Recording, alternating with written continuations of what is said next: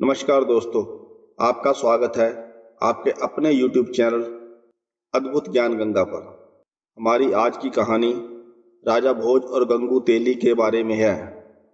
प्रिय दोस्तों, एक कहावत आपने हमेशा सुनी होगी कि कहाँ राजा भोज और कहाँ गंगू तेली। यह कहावत बहुत ही प्रचलित है और बहुत ही ज्ञानवर्धक भी है। इस कहानी के पीछे ऐसे बहुत सारे राज छुपे हुए हैं। यदि कोई व्यक्ति इस राज को समझ जाए तो वह अपना जीवन बदल सकता है। यह कहावत नहीं बल्कि जीवन का सार है। आज इसी कहावत कहाँ राजा भोज कहाँ गंगू तेली के ऊपर एक कहानी आपको बताने जा रहे हैं। कहानी राजा भोज और गंगू तेली के बारे में है। शास्त्रों में ऐसा बताया गया है कि राजा भोज किसी पुण्य आत्मा से कम नहीं था। राजा भोज को पुण्य आत्मा की उपाधि दी गई है। शास्त्रों में राजा भोज को तप, ज्ञान, धर्म, महाशक्ति की उपाधि दी गई है। राजा भोज एक बहुत ही न्यायप्रिय और धर्मप्रिय राजा थे। वह सदा धर्म का आचार विचार करने वाले, सदा धर्म के पथ पर चलने वाले, पाप का साथ ना देकर सदा अधर्म पर विजयी होने वाले राजा थे। ऐसा बताया गया है कि राजा भोज के दरबार से कभी कोई खाली हाथ नहीं जाता था। राजा भोज के दरबार में जो भी व्यक्ति अपनी इच्छा लेकर जाता था, उसकी इच्छा अवश्य पूरी की जाती थी। राजा भोज के दरबार में हमेशा धर्म के अनुसार न्याय होता था, चाहे वह गरीब हो या अमीर। राजा भोज के दरबार में सबके लिए न्याय एक समान था। वह अपनी प्रजा को पुत्र जैसा स्नेह करते थे। उनके राज दरबार में अनेक विद्वान लोग रहते थे। राजा भोज चापलूस और चाटुकार लोगों से हमेशा दूर रहते थे। राजा भोज को उनकी प्रजा देवता के समान पूजती थी और उनका जय जयकार करती थी। दोस्तों, राजा अपने प्रजा के दुख तकलीफ का पता लगाने के लिए रात्रि में भेष बदलकर उनके घरों के आसपास घूमते हुए अपनी प्रजा के सुख दुख का सही से पता लगा लेते थे। एक दिन रात्रि के समय राजा भोज एक गरीब की झोंपड़ी के पास से गुजर रहे थे। तभी उनकी नज़र झोंपड़ी के अंदर एक गरीब ब्राह्मण और ब्राह्मणी पर पड़ी। उस ब्राह्मण की झोंपड़ी में एक छोटा सा दीपक जल रहा था। वह निर्धन ब्राह्मण अपनी पत्नी से कह रहा था कि अब मैं बहुत बूढ़ा और कमज़ोर हो गया हूँ। मेरे शरीर में इतनी शक्ति नहीं है कि मैं अपने यजमानों के घर पहुंचकर पूजा पाठ करा सकूं। मेरा कोई पुत्र भी नहीं है जो मुझे कमाकर खिला सके। अब तो मेरे पास केवल एक ही रास्ता है कि मैं राजा भोज के दरबार में जाऊं। ब्राह्मण की बात सुनकर उसकी पत्नी ने कहा, ठीक है स्वामी, कहते हैं कि राजा भोज बड़े दयालु हैं, वह हमारी मदद जरूर करेंगे। दूसरे दिन सुबह होते ही वह ब्राह्मण राजा भोज के दरबार में पहुंच गया। राजा का अभिवादन करते हुए ब्राह्मण कहने लगा कि महाराज, मैं एक 80 साल का बूढ़ा और कमज़ोर व्यक्ति हूँ। ऐसी दशा में मैं खुद नहीं कमा सकता। कहा जाता है कि बुढ़ापे का सहारा पुत्र होता है, पर मेरा दुर्भाग्य है कि मेरा कोई पुत्र भी नहीं है। राजन, अब ऐसी स्थिति में मुझे 2 वक्त की रोटी मिलना भी मुश्किल है। राजा भोज ने उस ब्राह्मण की गरीबी का पता रात में ही लगा लिया था। इसलिए राजा भोज ने 100 सोने और चांदी के सिक्के उस गरीब ब्राह्मण को दे दिए। उस ब्राह्मण के पास अब इतना धन आ चुका था कि वह अब सुखपूर्वक अपना जीवन व्यतीत कर सकता था। वह ब्राह्मण खुशी खुशी अपने घर पहुंचा और उसने वह सोने और चांदी के सिक्के एक लकड़ी के संदूक में रख दिए। किंतु रात्रि में एक विचित्र घटना घटी। सुबह जब उस ब्राह्मण ने संदूक को खोला तो सारे सोने और चांदी के सिक्के गायब थे। यह देखकर वह ब्राह्मण सोच में पड़ गया कि उसके घर के दरवाजे सुबह तक बंद थे। कोई व्यक्ति उसके घर के अंदर आया भी नहीं था, तो वह सिक्के कहाँ चले गए। अब वह ब्राह्मण दुखी होकर दूसरे दिन फिर से राजा भोज के दरबार में पहुंच गया। दोस्तों, ब्राह्मण ने राजा को रात की घटना का सारा हाल बताया। राजा ने दूसरी बार भी उसे 100 सोने और चांदी के सिक्के दिए।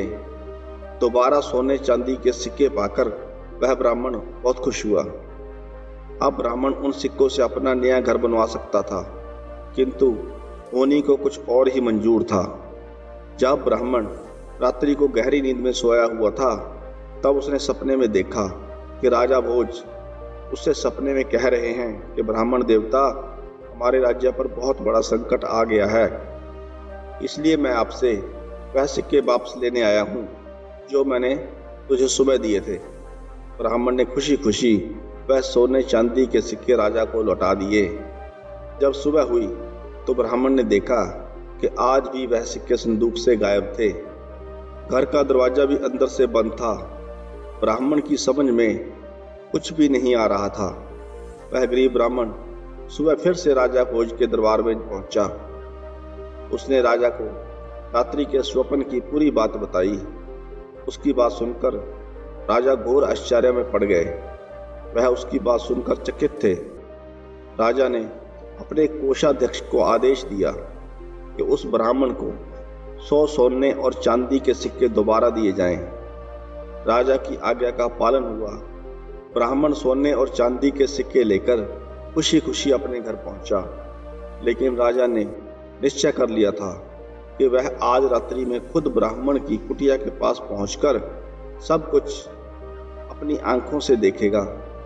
रात्रि में राजा उस ब्राह्मण की कुटिया के पास पहुंचकर काफी देर तक वहां इंतजार करता रहा। जब रात्रि का तीसरा पहर हुआ तो वहां फिर से एक विचित्र घटना घटी, जिसे देखकर राजा हैरान हो गया। राजा ने देखा कि वहां पर बिल्कुल उसी की शक्ल सूरत जैसा एक व्यक्ति उस ब्राह्मण की कुटिया में पहुंचकर उससे सोने और चांदी के सिक्के वापस मांग रहा है। यह देखकर राजा भोज से रहा नहीं गया। राजा उस अपने हमशक्ल व्यक्ति के पास पहुंचकर कहने लगे, श्रीमान, आप कौन हैं जो इस गरीब ब्राह्मण को दुखी कर रहे हैं? आप इस राज्य के राजा तो नहीं हैं, राजा तो मैं हूं। आप इस तरह से इस ब्राह्मण को क्यों दुखी कर रहे हैं और मुझे बदनाम कर रहे हैं? राजा के उस हमशक्ल ने राजा से कहा, राजन, आप नहीं जानते कि यह निर्धन ब्राह्मण अपने द्वारा किए गए पिछले जन्म के कर्मों का फल भोग रहा है। इसी कारण इस ब्राह्मण का यह सारा धन गायब हो जाएगा या इसका बना बनाया घर गिर जाएगा। यह ब्राह्मण इस धन का उपयोग नहीं कर पाएगा, क्योंकि सुख भोगना इसके भाग्य में है ही नहीं। राजन, हर व्यक्ति को उसके पूर्व जन्म के किए गए कर्मों का फल भोगना पड़ता है। इस ब्राह्मण को यह निर्धनता इसके पूर्व जन्म में किए गए कर्मों के लिए ही मिली है। राजा भोज ने अपने उस हमशक्ल से कहा, इसमें कोई संशय नहीं है, लेकिन मैं आपसे प्रार्थना करता हूँ कि इसे कोई दंड ना दें। इसकी करनी का दंड भुगतने के लिए मैं तैयार हूँ। राजा ने उससे बहुत प्रार्थना की। राजा का वह हमशक्ल कहने लगा कि राजन, होनी का दंड तो सबको मिलता है। मनुष्य तो कर्म और भाग्य का गुलाम है। तुम्हें भी अपने पूर्व जन्म में किए गए कर्मों का फल भोगना पड़ेगा। इससे कोई नहीं बच सकता। दुनिया में सबको प्रकृति से लड़ना पड़ता है। यह प्रकृति ही सबको अच्छा या बुरा अवसर प्रदान करती है। कर्मों का खेल बड़ा विचित्र है। यह कहकर वह राजा का हमशक्ल वहां से गायब हो गया। एक दिन राजा अपने सबसे तेज और ताकतवर घोड़े पर सवार होकर जंगल में शिकार खेलने गए। राजा के साथ उनके कुछ सिपाही भी थे। सारा दिन शिकार की तलाश करते करते वह अपने राज्य की सीमा पर पहुंच गए।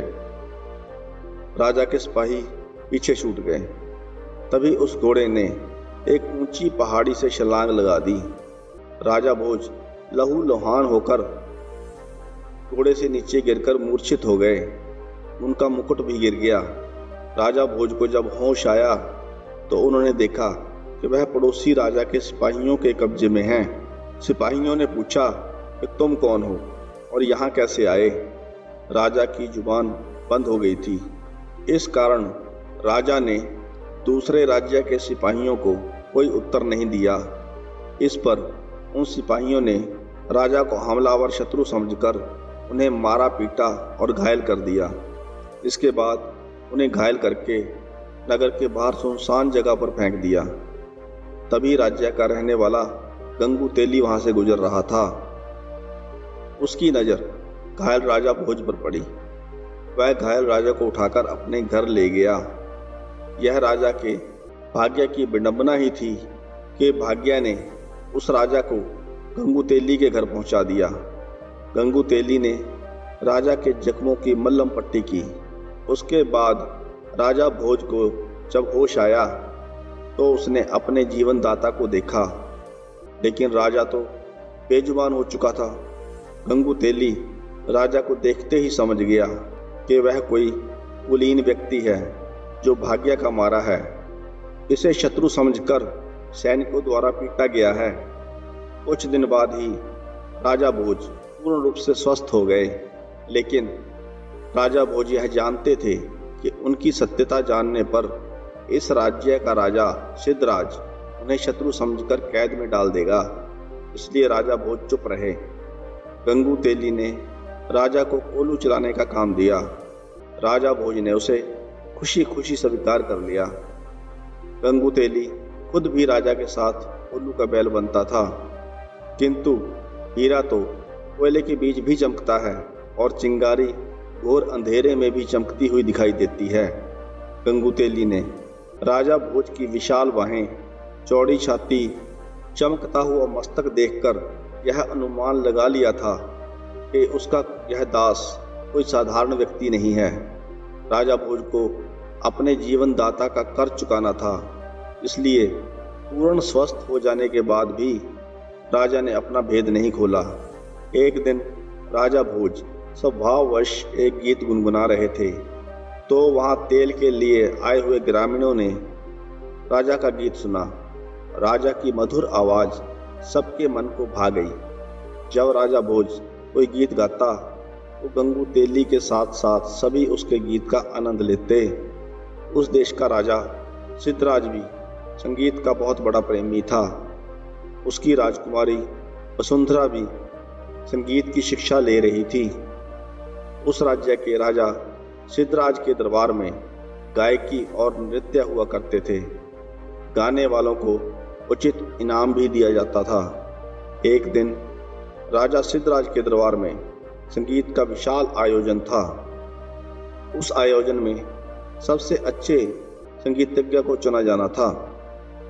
किसी तरह गंगू तेली ने अपने दास राजा भोज को वहां जाने के लिए तैयार किया और नियत समय पर राजा भोज अपने स्वामी गंगू तेली के साथ उस दरबार में पहुंचे। राजा भोज साधारण वस्त्रों में थे, लेकिन उनके शरीर से एक और चमक रहा था। दरबार में चारों तरफ हर्षोल्लास था। बड़े बड़े गायकों ने अपना गाना सुनाया, परंतु राजा की बेटी वसुंधरा अभी भी श्रेष्ठ गायक की तलाश में थी।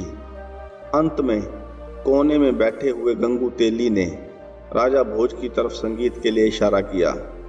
राजा भोज ने खड़े होकर सभी का अभिवादन किया। वह अभिवादन करके मंच की तरफ चले गए। राजा भोज ने गंगू तेली के नौकर के रूप में अपना परिचय दिया और वीणा उठाकर गाना शुरू कर दिया। दोस्तों, राजा का गाना सुनकर दरबार में बैठे हुए सभी लोग मंत्रमुग्ध हो गए। चारों तरफ से वाह वाह की आवाजें आने लगी। राजा का गाना सुनकर राजकुमारी वसुंधरा खुशी से चिल्लाकर कहने लगी, महान गायक, सर्वश्रेष्ठ गायक। पहली बार पुलिस सभा में राजकुमारी वसुंधरा का इस तरह चिल्लाना राजा सिद्धराज और राज दरबारियों को बहुत अजीब लगा। राजकुमारी पर जैसे संगीत का जादू छा गया था। वह खड़ी होकर फिर चिल्लाने लगी, यही है मेरा गायक, यही है श्रेष्ठ संगीतज्ञ। राजा को यकीन नहीं हो रहा था कि राजकुमारी वसुंधरा एक साधारण आदमी को इस तरह अपना मान लेगी। अपना मान लेने का और विजयी मान लेने का मतलब था अपना जीवन साथी मान लेना। दोस्तों, राजा सिद्धराज ने राजकुमारी वसुंधरा से कहा कि बिना किसी का वंश जाने इस तरह तुम्हारा कहना उचित नहीं है, क्योंकि तुम कोई साधारण वंश से नहीं हो, इस राज्य की राजकुमारी हो। राजा की बात सुनकर राजकुमारी ने कहा कि पिताजी, यह कोई साधारण व्यक्ति नहीं है, यह कुलीन वंश का राजकुमार है। आप चाहें तो इनकी परीक्षा लेकर देख लें। राजकुमारी वसुंधरा ने पूरे विश्वास के साथ उत्तर दिया। राजकुमारी का मन कहता था कि यह कोई साधारण व्यक्ति नहीं है। राजा सिद्धराज के दरबार में ज्ञानियों की कमी नहीं थी। वहां 4 विद्वान कर्मदेव, धर्मदेव, तपदेव तथा पुण्यदेव बैठे थे। राजा ने दरबारियों को संबोधित करते हुए कहा, विद्वानों, हम इस युवक का परिचय इसके गुणों से ही जानेंगे। हमारे 4 विद्वान ही उस श्रेष्ठ गायक का चुनाव करेंगे जिसे राजकुमारी वसुंधरा पसंद कर सकेगी। हम स्वयं इन 4 विद्वानों से उस युवक के बारे में प्रश्न करेंगे। सबसे पहले राजा सिद्धराज ने धर्मदेव से प्रश्न किया कि धर्मदेव, इस आर्यव्रत में सबसे अधिक धार्मिक युवक कौन है? धर्मदेव ने कहा, महाराज, आप स्वयं बुद्धि के भंडार हैं, परंतु जहाँ तक मुझे देश विदेश का ज्ञान है, इस धरती पर जो राजा भोज हैं, उन्होंने बड़े बड़े धार्मिक कार्य किए हैं। सारी प्रजा उन्हें देवता की तरह पूजती है। इसलिए मेरे ज्ञान के अनुसार राजा भोज ही सबसे अधिक धार्मिक युवक हैं। राजा सिद्धराज ने अगला प्रश्न तपदेव से किया। तपदेव, आप बताएं, इस धरती पर आप किस युवक को तपस्वी मानते हैं? तपदेव ने कहा, महाराज, राजा भोज कई बार युद्ध में जीवन मृत्यु के बीच में पहुंचकर विजयी हुए हैं। ऐसे वीर को मृत्यु भी आसानी से नहीं छू सकती। इसलिए मेरे ज्ञान के अनुसार राजा भोज ही सबसे बड़े तपस्वी हैं। दोस्तों, राजा सिद्धदेव ने तीसरा प्रश्न कर्मदेव से किया। कर्मदेव, आप बताएं, इस धरती पर किस युवक के कर्म अच्छे हैं? कर्मदेव ने कहा, महाराज, जहाँ तक मुझे ज्ञान है, राजा भोज के कर्म बहुत अच्छे हैं। राजा सिद्धराज ने अंतिम प्रश्न पुण्यदेव से किया कि पुण्यदेव, आप बताएं कि ऐसा कौन सा पुण्य आत्मा युवक है जो हमारी सभा में आकर हमारे सामने हमारी राजकुमारी वसुंधरा का पाणी ग्रहण कर सके? पुण्यदेव ने कहा, महाराज, इस धरती पर तो ऐसी पुण्य आत्मा राजा भोज ही हैं। उनके पुण्य की कहानियां अनेक हैं, वह सबसे महान हैं। पुण्यदेव ने स्पष्ट किया। दोस्तों, अब सारे दरबार में सन्नाटा था, क्योंकि अब इस युवक का क्या होगा। राजा भोज तो बिल्कुल शांत और गंभीर खड़े थे। राजा सिद्धराज ने उस युवक से पूछा कि तुम अच्छे कलाकार अवश्य हो, परंतु तुमने हमारे सभासदों का निर्णय सुन लिया होगा। हमारी बेटी ने ना जाने कैसे अचानक दरबार में यह अभद्रता कर डाली। हमारी बेटी केवल राजकुमार भोज के ही अनुकूल है। हमारे विद्वानों के अनुसार राजा भोज में यह 4 गुण धर्म, कर्म, तप और पुण्य मौजूद हैं। उस युवक ने कहा, नहीं महाराज, हमारी धृष्टता क्षमा करें। राजा भोज के गुणों से भी बड़ी कोई शक्ति है जो महान व्यक्तियों को भी अपने बस में रखती है। राजा सिद्धराज चिल्लाते हुए बोले कि तुम हमारे विद्वानों का अपमान कर रहे हो। क्या धर्म, कर्म, तप और पुण्य से भी कोई बड़ी शक्ति है? राजा ने कहा, युवक, तुम्हें पता नहीं है हमारे विद्वानों का अनादर करने का दंड क्या है? वह युवक बोला, महाराज, दंड तो बुरे कर्मों का मिलता है, सत्य बोलने पर नहीं। सत्य बोलने पर तो इनाम मिलता है। युवक की बात सुनकर भरी सभा में ठहाके गूंज उठे। राजा सिद्धराज ने कहा, इसका क्या मतलब है और कैसा इनाम? युवक ने कहा, महाराज, धर्म, कर्म, तप और पुण्य से भी बड़ी शक्ति है होनी या भाग्य।